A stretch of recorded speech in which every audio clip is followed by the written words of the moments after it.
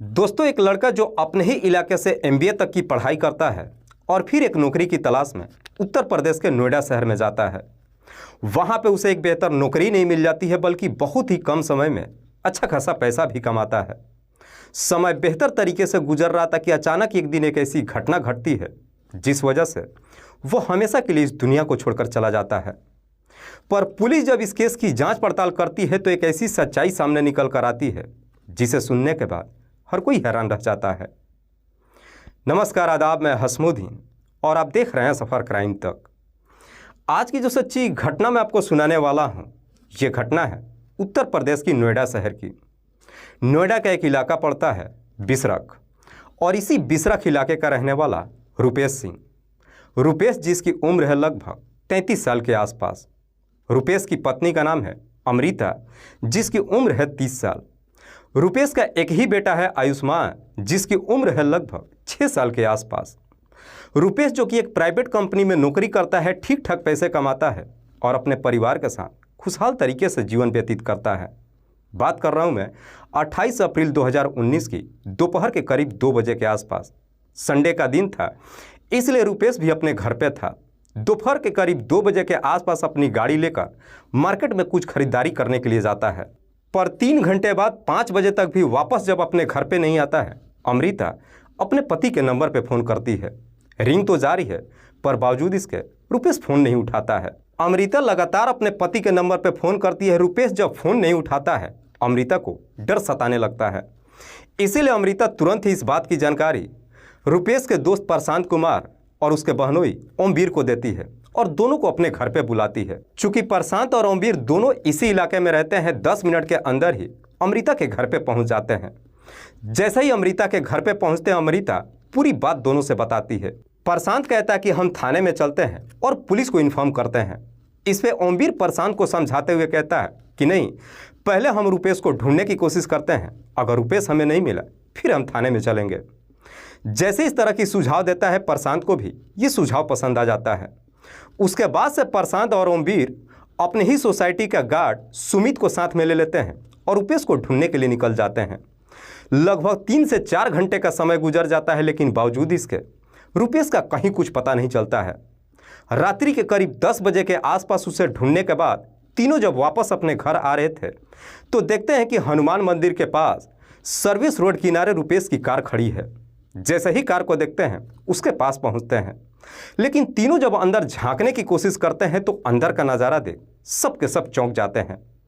दरअसल कार के अंदर ड्राइविंग सीट पे रुपेश का डेड बॉडी पड़ा था।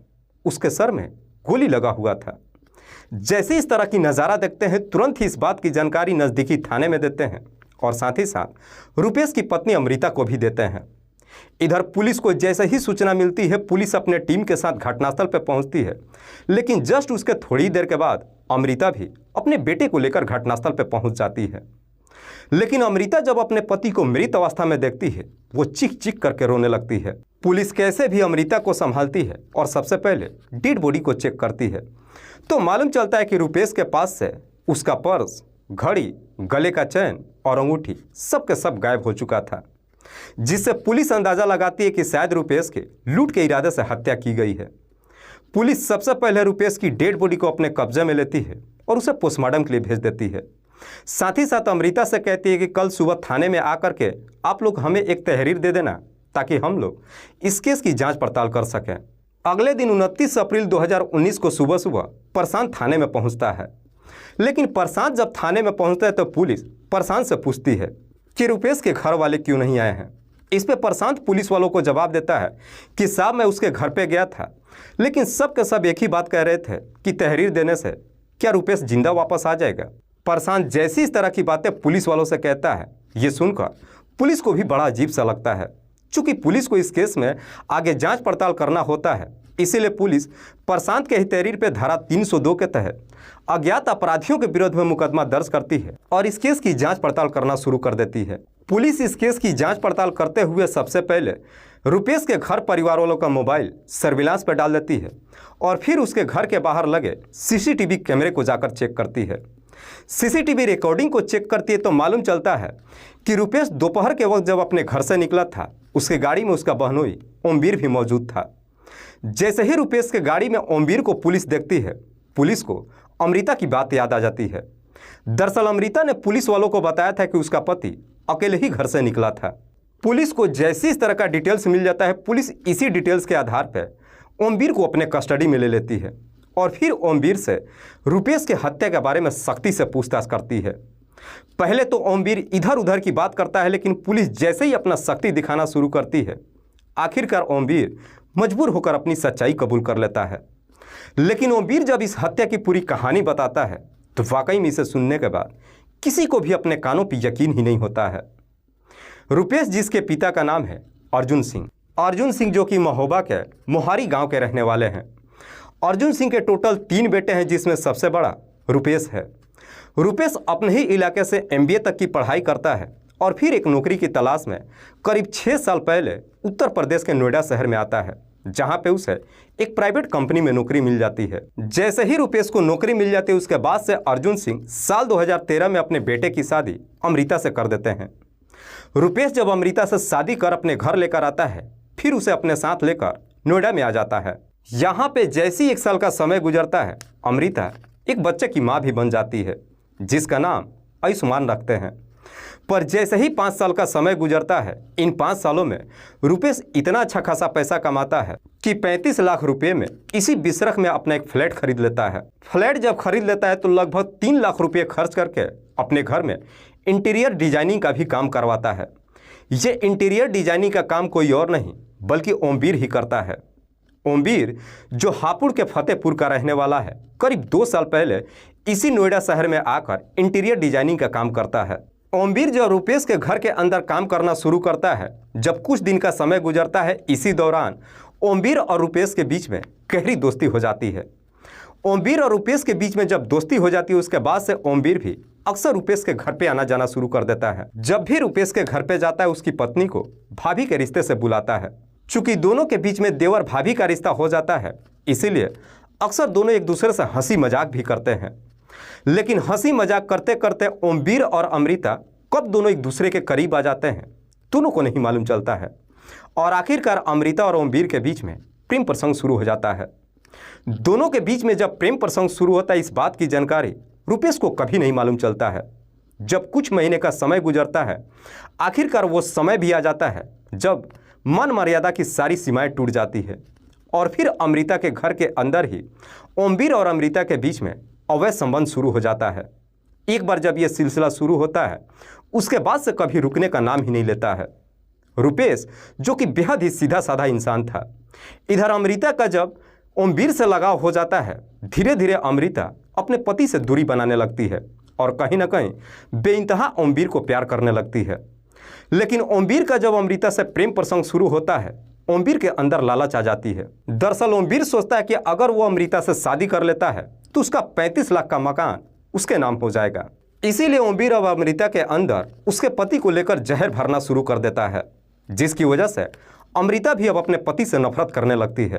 पर जैसे ही कुछ दिन का समय गुजरता है, फरवरी 2019 में रुपेश की मौसेरी बहन शिखा 15 दिनों के लिए उसके घर पे आ जाती है, जिसकी वजह से ओमवीर चाह करके भी अमृता से मुलाकात नहीं कर पाता है। जब दोनों की मुलाकात नहीं हो पाती है, ओमवीर एक तरीका निकालता है। दरअसल ओमवीर अमृता से जाकर के कहता है कि क्यों ना मैं शिखा से शादी कर लेता हूँ। एक बार अगर उससे शादी हो गई तो मैं तुम्हारा रिश्तेदार हो जाऊँगा और फिर मुझे यहाँ आने से कोई रोक भी नहीं पाएगा। शादी करने की बात जैसे ही कहता है, अमृता भी ओमवीर की बातों में आ जाती है। ओमवीर जब शिखा से शादी करने के लिए रुपेश से कहता है, रुपेश भी इस शादी के लिए तैयार हो जाता है और फिर फरवरी 2019 में ही शिखा की शादी ओमवीर से कर देता है। ओमवीर जब शिखा से शादी करता है, अपने घर लेकर के चला जाता है और 10 दिनों के बाद शिखा वापस अपने मायके चली जाती है। लेकिन जैसे ही कुछ दिन का और समय गुजरता है, न जाने रुपेश को क्यों शक हो जाता है कि शायद ओमवीर का उसकी पत्नी के साथ प्रेम प्रसंग चल रहा है। जैसे ही रुपेश को अपनी पत्नी को लेकर शक हो जाता है, एक दिन रुपेश अपनी पत्नी को समझाते हुए कहता है कि ओमवीर को मना कर देना, आइंदा हमारे घर पे ना आए। जैसे ही ओमवीर को अपने घर पे आने से रोक लगा देता है, अमृता ओमवीर को लेकर के एकदम से बेचैन हो जाती है। एक दिन जब ओमवीर के नंबर पे फ़ोन करती है, ओमवीर उसे समझाते हुए कहता है कि रुपेश को रहते हुए हम दोनों कभी एक नहीं हो सकते हैं, इसीलिए मैं चाहता हूं कि रुपेश को इस दुनिया से ही हटा दें। रुपेश को जब इस दुनिया से हटाने की बात कहता है, अमृता भी ओमवीर के प्यार में इस प्रकार से अंधी हो चुकी थी कि अपने ही पति को इस दुनिया से हटाने के लिए तैयार हो जाती है। दोनों मिलकर रुपेश को इस दुनिया से हटाने का तय तो कर देते हैं, लेकिन यह काम इतना आसान नहीं था।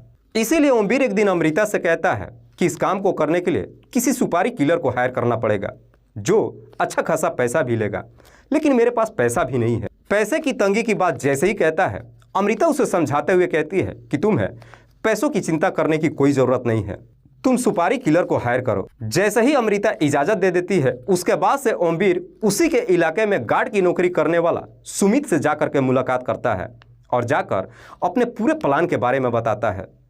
दरअसल सुमित पहले ही ओमवीर से बता चुका था कि मुझे कोई ऐसा काम बताना जिसमें अच्छा खासा कमाई हो। मैं गार्ड की नौकरी छोड़ना चाहता हूं और अपना खुद का बिजनेस करना चाहता हूं। जैसे ही अपने पूरे प्लान के बारे में सुमित से बताता है, सुमित इस काम को करने के लिए तैयार तो हो जाता है, लेकिन बदले में 3 लाख रुपये का डिमांड करता है। ओमवीर 3 लाख रुपये देने के लिए तैयार हो जाता है और आकर अमृता से बताता है। अमृता जाकर अपने गहने 1.5 लाख रुपये में बेच देती है और 1.5 लाख रुपया लाकर ओमवीर को दे देती है। ओमवीर उसमें से 50,000 रुपये अपने पास रख लेता है और 1 लाख रुपया ले जाकर सुमित को दे देता है।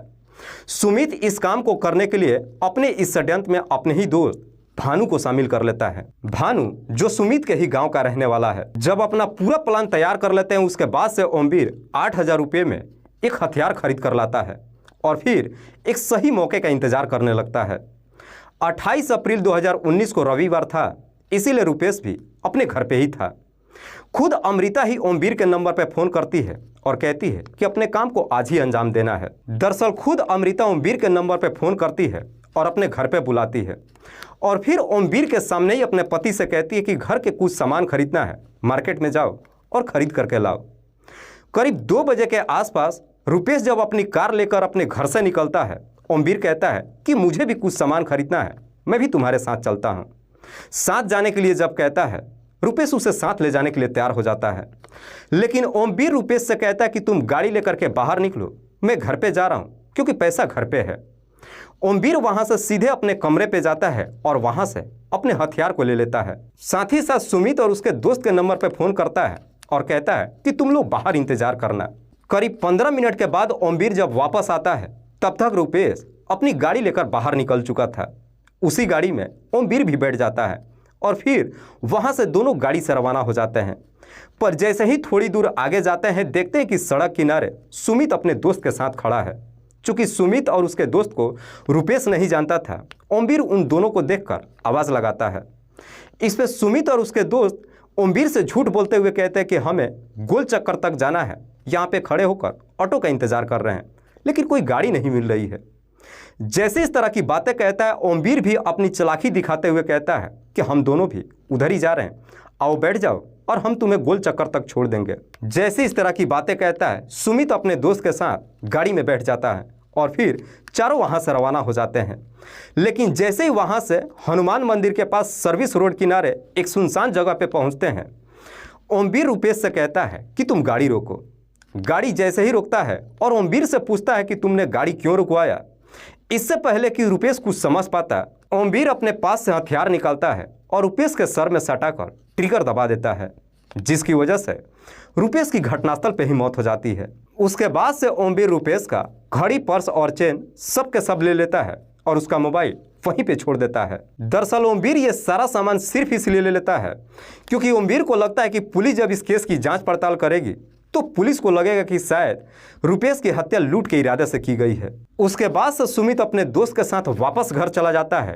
ओमवीर सबसे पहले अपने घर पे जाता है, कपड़े बदलने के बाद अमृता के घर पे जाता है और फिर अमृता के घर पहुंचने के बाद अपने षड्यंत्र के तहत ही रुपेश के दोस्त प्रशांत के नंबर पर फ़ोन करते हैं और अपने पास बुलाते हैं और फिर ओमवीर अपने षड्यंत्र के तहत ही प्रशांत को अपने साथ लेकर रुपेश को ढूंढने की नाटक करना शुरू कर देता है। दरअसल ओमवीर प्रशांत को अपने साथ सिर्फ इसलिए लेकर के जाता है ताकि किसी का उसके ऊपर कोई शक न जाए। वाकई में ओमवीर जब यह पूरी कहानी पुलिस को बताता है, पुलिस ओमवीर के तहरीर पर रुपेश की पत्नी अमृता, सिक्योरिटी गार्ड सुमित और उसके दोस्त भानु, इन तीनों को भी अपने कस्टडी में लेकर आती है। पुलिस इन चारों आरोपियों को अपने कस्टडी में लेकर अगले दिन जिला अदालत में पेश करती है, जहां से इन सबको जेल भेज दिया जाता है। दोस्तों, इस पूरी घटना के बारे में आप क्या सोचते हैं? आप अपनी राय हमें कमेंट बॉक्स में ज़रूर दीजिएगा। जाते जाते मैं आपको बता दूं कि कुछ मेरे व्यूवर्स हैं जो रोज़ाना मेरे इस वीडियो को देखते ही नहीं हैं, बल्कि अपना कीमती समय निकाल कर मुझे अपना प्यार भी देते हैं, जिनमें से एक का नाम है उमेश कुमार। उमेश कुमार जो उत्तर प्रदेश के रहने वाले हैं। दूसरे मेरे व्यूअर हैं जावेद इकबाल। जावेद इकबाल जो जमुई बिहार प्रदेश के रहने वाले हैं। तीसरे मेरे व्यूअर हैं अनिल कुमार। अनिल कुमार जो गांव झावा गोरखपुर उत्तर प्रदेश के रहने वाले हैं। लास्ट मेरे व्यूअर हैं सुफियान खान। सुफियान खान जो कतर में रहकर नौकरी करते हैं और वहीं से मेरी इस वीडियो को देखते हैं। मैं आप तमाम व्यूअर्स को तहे दिल से शुक्रिया अदा करता हूं। कल फिर मिलते हैं एक और नई सच्ची घटना के साथ। तब तक के लिए जय हिंद, जय भारत।